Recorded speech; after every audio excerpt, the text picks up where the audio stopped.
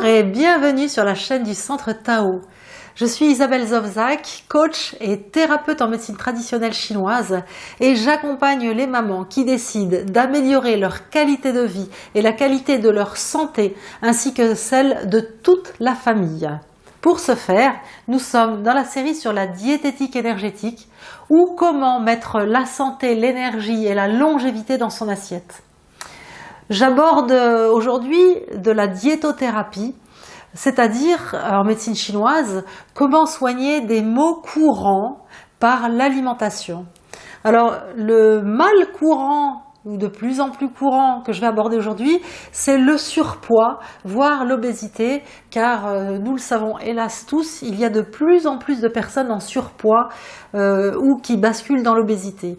Alors je vais vous expliquer qu'il y a des causes différentes de surpoids en médecine traditionnelle chinoise et que donc on adapte l'alimentation au métabolisme de chaque personne en fonction de ses dérèglements d'organes et c'est fondamental d'adapter comme ça l'alimentation à chaque cas, à chaque métabolisme.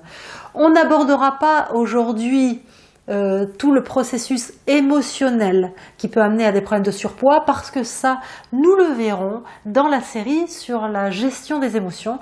Je vais me concentrer aujourd'hui sur différents métabolismes et donc des recettes alimentaires puisque tel est le sujet de la série.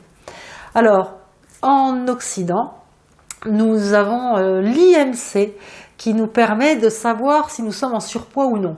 Alors, ça me paraît quand même un petit peu superflu de faire donc un calcul par rapport à son poids et à sa taille pour savoir si c'est correct. Un coup d'œil dans la glace, dans le miroir, suffit à voir si on est en surpoids ou non. Toujours est-il que ce fameux IMC existe et que donc ce rapport poids-taille nous dit que si on est entre 18,5 et 24,9 on est dans un rapport poids-taille normal et puis que si on est en dessous on est trop maigre et que si on est au-dessus on est en surpoids. Mais ce calcul d'IMC ne prend pas du tout en compte la masse musculaire ou la masse grasse d'un individu. Or, masse musculaire, masse grasse, c'est kilo de plume, kilo de plomb. 1 kilo de masse musculaire, c'est comme 1 kilo de plomb. Ça fait 1 kilo, ça pèse lourd, mais c'est dense, ce n'est pas volumineux.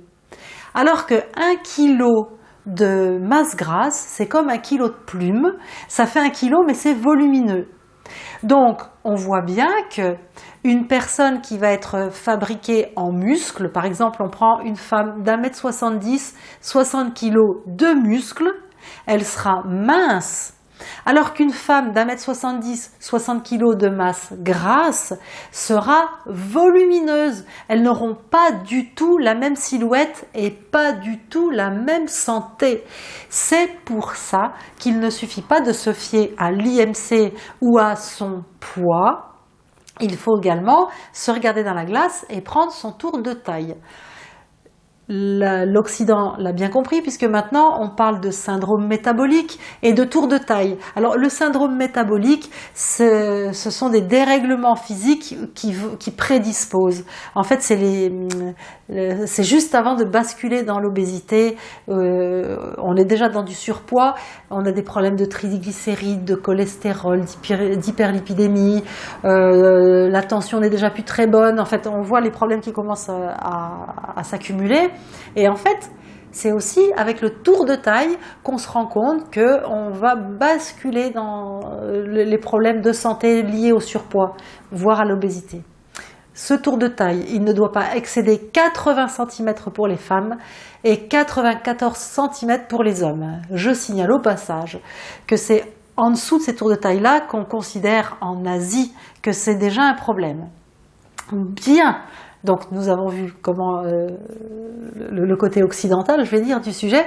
J'en viens maintenant à vous parler de votre métabolisme et quand on a des problèmes de surpoids et comment on va pouvoir réguler certaines choses, toujours dans le même objectif, si vous comprenez le processus. C'est le début de la mise en place des solutions.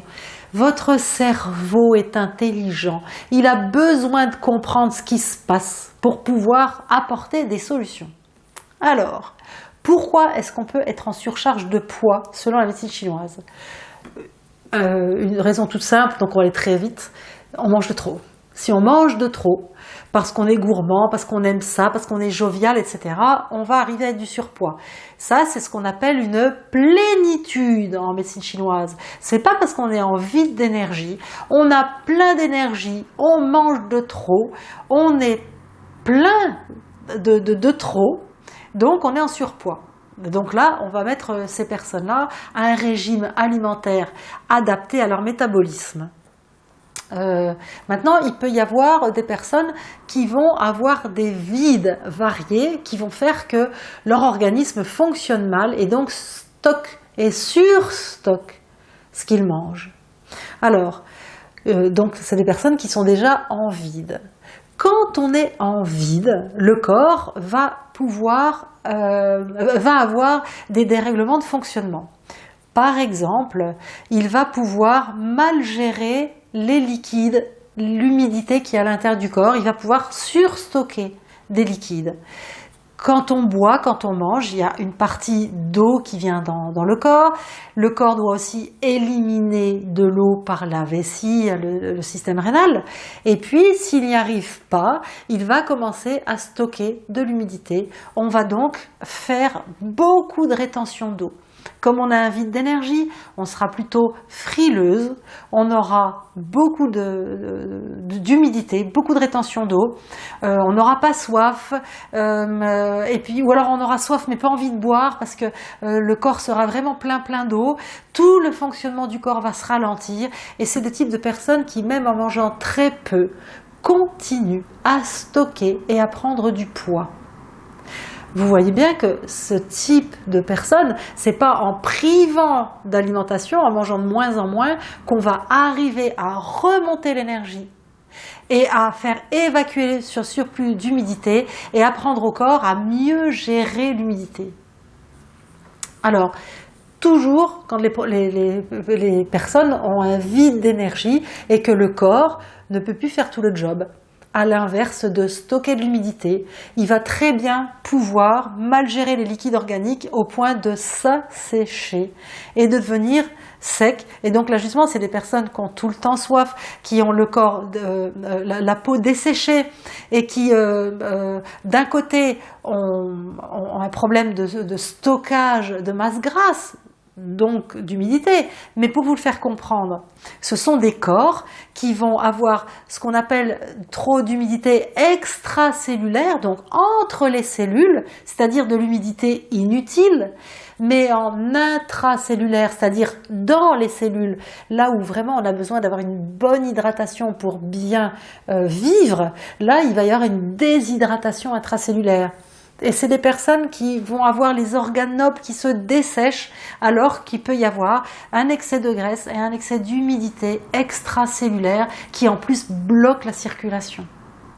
Alors, il peut y avoir des désordres métaboliques autres, notamment dus à la chaleur qui va en fait congestionner l'organisme. Ce qui fait que cette congestion va empêcher une moins bonne circulation et va permettre au corps de stocker au lieu d'éliminer. Donc quand on stocke, c'est toujours sous forme de graisse, sous forme de déchets.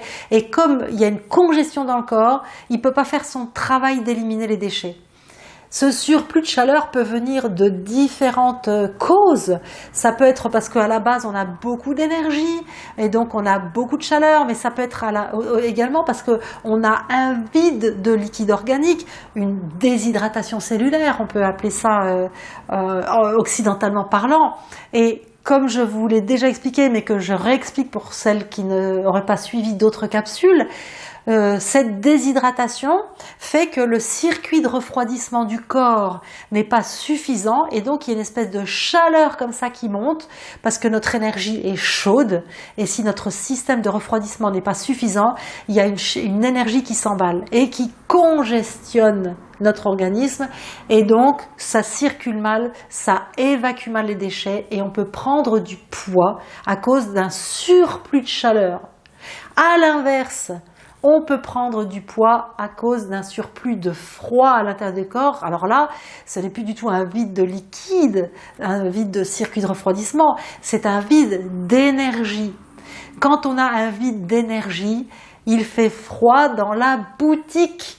Les fonctions du corps se ralentissent et à la place d'avoir une espèce de congestion due à une chaleur, on va avoir une congélation intérieure dans le corps et donc notre organisme va stocker des choses qui vont être congelées parce qu'il n'a plus la force de faire le boulot pour éliminer. Il y a des causes complètement différentes qui amènent à exactement le même résultat, c'est-à-dire une surcharge de poids, voire à une obésité. C'est terrible parce que je connais beaucoup de femmes qui souffrent d'être en surpoids, qui savent que l'immense majorité des gens qu'elles croisent se disent qu'elles mangent trop et qu'elles feraient mieux de faire attention, alors qu'il y a plein de femmes, d'hommes aussi, mais on est entre filles ici, il y a plein de femmes qui ont des problèmes métaboliques qui amènent à des problèmes de poids et les pauvres se sentent seules, se sentent incomprises, se sentent même des fois en marge de la société. Donc en plus au niveau émotionnel, ça en rajoute une couche et là ça rentre dans un cercle vicieux où on se sent seul, malheureux et où on continue à prendre du poids. Il y a des solutions. Évidemment, dans tous les cas, c'est important d'adopter une hygiène alimentaire de base. Donc, je vous renvoie aux règles de base de la diététique énergétique, en sachant toujours que c'est bien manger le matin, bien manger à midi, manger léger le soir. La nuit, on maigrit. Si on mange léger le soir, on maigrit la nuit puisqu'il n'y a plus d'apport de calories. Si on mange trop le soir, on stocke. Donc vous voyez que c'est quand même une des bases. Ensuite, il va falloir adopter votre alimentation en fonction de si vous êtes plutôt du côté trop chaud ou du côté trop froid. Si vous avez trop d'humidité dans le corps, si vous avez une sécheresse dans le corps, si vous avez un vide d'énergie ou si vous avez des plénitudes dans votre corps. Là, ça devient compliqué, donc je ne peux pas tout vous dire sur cette capsule, mais j'ai prévu quelque chose, je vous en parle à la fin. Alors, une autre chose également qu'il est très important de faire quand on veut perdre du surpoids, c'est une activité physique. Le muscle est un gros consommateur de calories. Donc, quand on veut brûler plus de calories et aider à perdre du poids, c'est très important d'avoir une bonne part de masse musculaire dans son corps. Pour autant, ne vous torturez pas avec une activité physique que vous ne tiendrez pas. Démarrez petit, mesurez, faites une activité physique qui ne va pas vous déglinguer vos articulations et dites-vous que c'est petit à petit qu'on prend goût à l'activité physique et que quand on se dit je suis super motivé, je vais commencer, je vais te faire tout de suite 3 fois par semaine 2 heures, vous êtes sûr qu'au bout de 3 semaines vous laisserez tomber. Faites une activité physique progressive. Puis, pour vous aider, je vous ai préparé un questionnaire que vous pouvez remplir en cliquant dans le lien ci-dessous afin que je puisse vous donner par la suite des explications et la façon de manger adaptée à votre métabolisme. Je vous rappelle que nous avons vu dans cette série sur l'alimentation qu'il existe des aliments qui réchauffent les métabolismes froids, des aliments qui rafraîchissent le métabolisme trop chaud. Les aliments sont classés par rapport à leurs effets énergétiques à l'intérieur du corps. Donc c'est ça qu'on fait quand on veut perdre du poids avec la médecine chinoise. On adopte la diétothérapie au métabolisme de chaque personne. On peut également s'aider avec des petites recettes simples. Alors je vous en propose 2. La première, il faut avoir le cœur bien accroché. Je vous la dis quand même, mais je connais beaucoup de femmes qui vomissaient carrément quand elles buvaient cette décoction. Elle est très simple, c'est une décoction à base de thé vert. Vous prenez 1 litre d'eau, vous mettez 15 g de thé vert que vous achetez de bonne qualité, soit dans un magasin bio, soit dans une épicerie chinoise qui fait venir du thé de Chine. Donc 15 g de thé vert, ça représente 3 cuillères à soupe. Vous portez à ébullition et vous laissez réduire le litre jusqu'à ce qu'il n'y ait plus qu'un quart de litre de décoction. Là, c'est de la décoction. Ce quart de litre, vous le buvez en 2 fois, éloigné des repas. C'est extrêmement amer, mais je peux vous assurer que ça nettoie le corps et que ça élimine les déchets et que ça peut vraiment aider à perdre du poids si tant est qu'on arrive à boire cette décoction. Alors, pour celles qui ont le cœur plus sensible, l'estomac moins bien accroché, une autre façon d'aider son corps à bien éliminer ses déchets, à embrayer sur cet énorme travail que c'est de perdre du poids, c'est un très gros travail. Il faut de la persévérance, il faut être aidé, il faut bien être coaché si vous avez besoin d'aide. Alors là, c'est avec du miel, c'est beaucoup plus doux. Le matin, en vous levant à jeun, vous mettez une cuillère à café de miel de bonne qualité et bio dans un verre d'eau chaude et vous le buvez à jeun. Et vous attendez une demi-heure, voire 3/4 d'heure avant de prendre votre petit déjeuner. Le miel aide à faire perdre du poids quand il est pris de cette façon-là. Par contre, si vous le prenez pendant votre petit déjeuner sur une tartine, à l'inverse, il vous fera prendre du poids. Ok pour ça? Alors, je le redis. Si vous voulez aller plus loin, téléchargez le questionnaire ci-dessous pour savoir comment votre métabolisme fonctionne. Vous aurez déjà des réponses. Si vous souhaitez être aidé ou coaché avec un thérapeute compréhensif qui va travailler avec vous non seulement sur votre émotionnel, mais sur votre métabolisme et vous accompagner. Vous pouvez prendre un rendez-vous, notamment avec moi-même.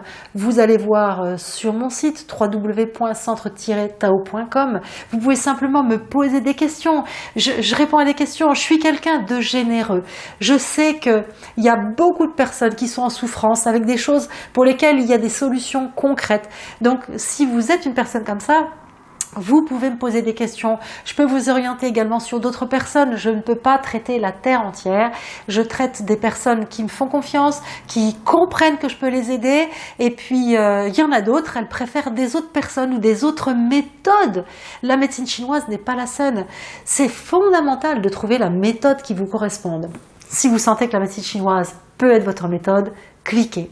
Si vous avez une fille du soleil dans le cœur, que vous êtes généreuse, courageuse, que vous voulez aider les autres, ou des copines, des personnes de votre famille, envoyez-leur, partagez cette vidéo pour qu'elles puissent éventuellement trouver leur solution. Et puis, likez, partagez, aimons-nous les uns les autres. Je vous aime, je vous embrasse. À bientôt pour la suite.